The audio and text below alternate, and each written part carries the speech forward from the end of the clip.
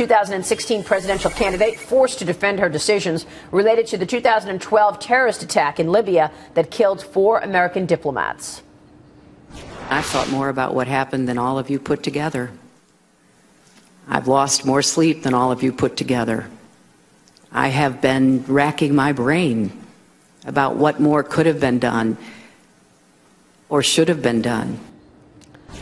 Mrs. Clinton also questioned by the panel over her use of a private email server while Secretary of State. That's not the only news coming out of Washington.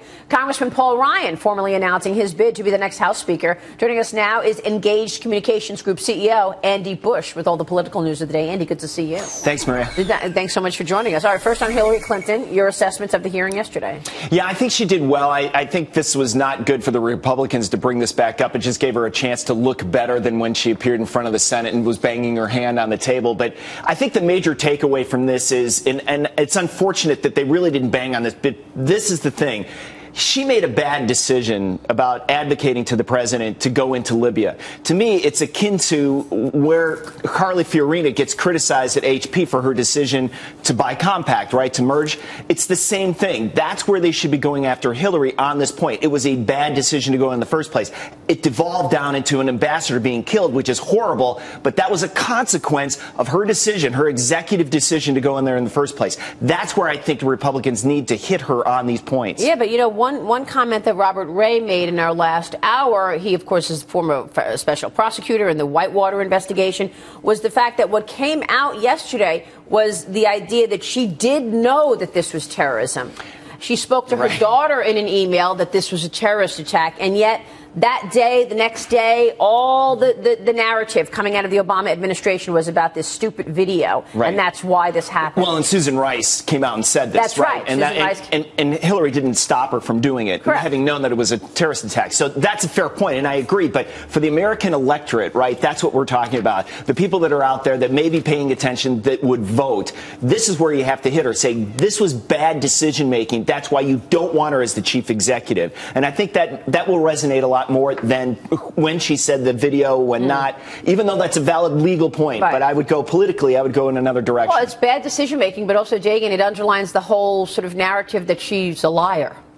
Absolutely, and it's not just the email to her daughter the night of the attack. It was also the following day. The committee released information on a phone call that she made to Egypt's prime minister. And she said, we know that the attack in Libya had nothing to do with the film. It was a planned attack, not a protest. There you go. But that is not what the American people heard in the aftermath, because it was not politically palatable to the Democrats. Because, again, al-Qaeda was supposed to be not an issue. Obama did away with terrorists. The administration, right?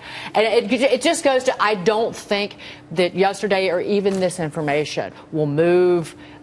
Somebody who's a Democrat is not going to change their opinion of who they're voting for president. And a conservative, they are already cemented in their views of what's wrong with the Democratic Party and Hillary Clinton.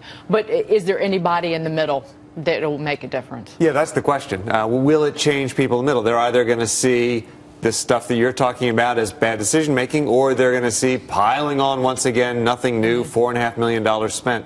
Where do you think it comes out? Well, it really depends on how the Republicans approach it, right? If they keep saying, you know, you lied, you lied, you lied, that's true, right? That's not going to be enough. It's not going to be enough. Hit on the make the comparison to Carly Fiorina and what she did at HP. I think that will resonate more. And you say that the bad decision was what, the opening of an embassy in Libya? No, it was her advocation to President Obama to go in there to disrupt Libya, to get Gaddafi out without having a plan. In the first place. Gotcha. Without having a plan afterwards. It's similar to what happened in Iraq. So I think that's the problem. I think that's why you don't want to go there as a Republican, because then someone throws back in your face, well, Saddam. I think you can say, hey, if you're going to criticize George Bush, hey, let's same level playing field. I think that's really good analysis. Let me switch gears and get your take on Paul Ryan. I've been looking at this as a victory for the GOP. If Paul Ryan does get this job, I think the markets are going to rally because of the pedigree that he has, and the fact that he is a policy wonk and is an expert on budget issues. What do you think? Yeah, I think so. I've met him, advised him on some tax issues, and I think he's fantastic, number one. So I like him. But 3 points really quickly. This means that there will not be a debt ceiling fight. This means there will not be a budget and a government default or shutting down of the government. Market rally, bingo. Right, exactly. And number three, and this is really, really important, it means that tax reform is going to move forward, because this is something, that's why Ryan took over Ways and Means. Bingo. And I will tell you what's super exciting about all the Republican candidates, Rubio, even Trump, Busch, Jindal, Santorum, within their tax reform plans, they're all detailed and they have full expensing. Most of them do. That's where you get economic growth, in the tax reform that's potentially out there. I can't emphasize this enough. It is so critical. The trade-off, the $1-to-1 dollar that you get for expensing for companies gives you higher wages, more jobs, GDP, and it's there. Go look at the Tax Foundation. They've scored a lot of these budgets and tax reform plans. They're awesome. They're really good, and that will get economic growth going. Yep, I totally agree. And I think that's what business wants to see. And that's why I think once we know this is official, we're going to see a huge rally in stocks because of everything you just mentioned. Andy, good to have you. Thank you very much. Thank you so much. Good to see you on set. Yeah, come back soon. Awesome. Andy Busch in the studio here.